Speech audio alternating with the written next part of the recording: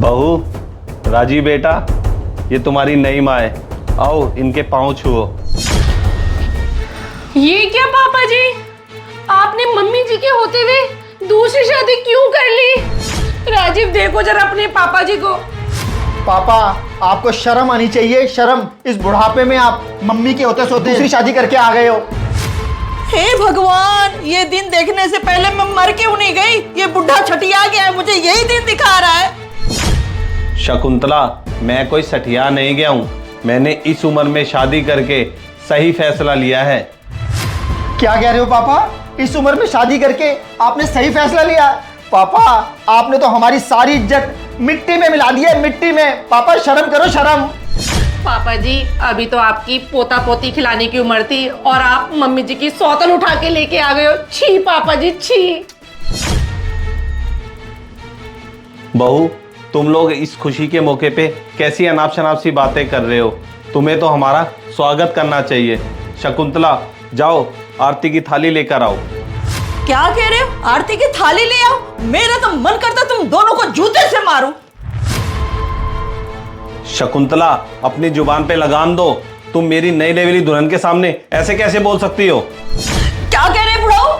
Mummy जी आप रहने दो, आपका बीपी हाई हो जाता है। पापा जी, मम्मी जी आपसे बिल्कुल ठीक तरीके से बात कर रही हैं। आप और ये है ही इसी लायक, और आपने ना बिल्कुल भी ठीक नहीं किया मम्मी जी के साथ। अगर मम्मी जी की जगह मैं होती ना और राजीव ने ऐसे किया होता, मैं राजीव को और उसकी बीवी को गंजा करके पूरे मोहल्ले में काला मुंह करके घुमाती।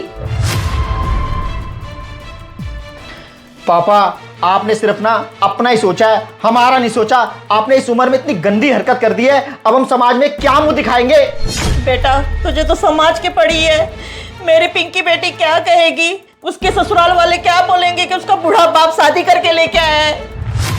ऐसा है शकुंतला, ना तो मुझे समाज की परवाह है ना रिश्तेदारों की। ये मेरी जिंदगी है, मैं अपनी तरीके से जीऊंगा। इससे तुझे क्या? क्या कह रहे हो? उससे मुझे क्या? सुहागन औरत जीते जी मर जाती है जब उसका पति दूसरी शादी करके ले आता है।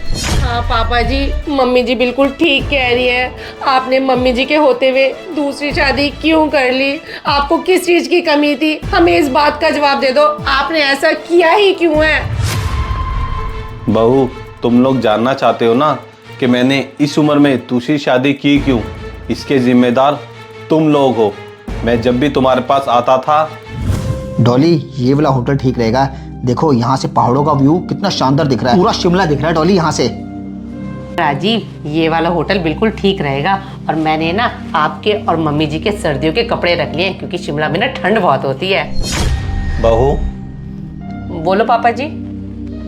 तुम लोग शिमला जा रहे हो और अपनी माँ को भी लेके जा रहे हो, मुझे भी साथ लेके चलो।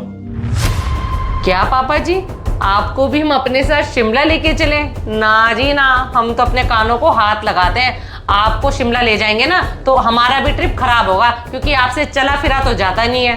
पापा जी, डॉली बिल्कुल ठीक कह रही है। याद है पिछले साल हम आपको मसूरी ले गए थे और आपके घुटनों ने जवाब दे दिया था, और हमारा सारा ट्रिप पापा जी आपकी वजह से खराब हो गया था। इसलिए पापा जी, इस बार हम आपको शिमला लेके जा रहे हैं। हम सिर्फ मम्मी को लेके जाएंगे। आप ना बस घर ही बैठो अब। ठीक है बहू, तुम लोग जाओ, मैं घर पे ही रह लूंगा।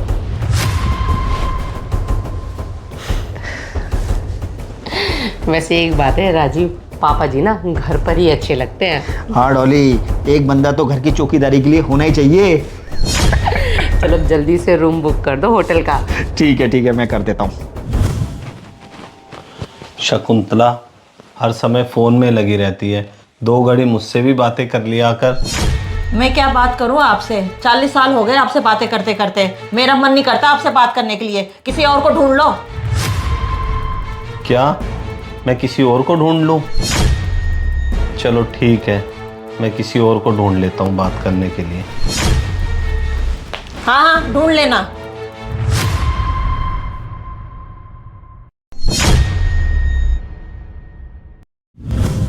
मेरा भरा पूरा परिवार होते सोते भी इस घर में मैं अपने आप को अकेला महसूस करता था, और तुम ना तो मेरी इज्जत करते थे और ना ही मुझे पूछते थे। और ये बुढ़ापा भी मुझसे अकेले कट नहीं रहा था, इसलिए मैंने मजबूरन दूसरी शादी की। अब दूसरी शादी करके जो मैंने करना था वो मैंने कर दिया। राजीव, बहू, अब ये तुम्हारी दूसरी माँ बनके इसी घर में रहेगी। चलो सुमन, मैं तुम्हें तुम्हारा कमरा दिखा दूँ।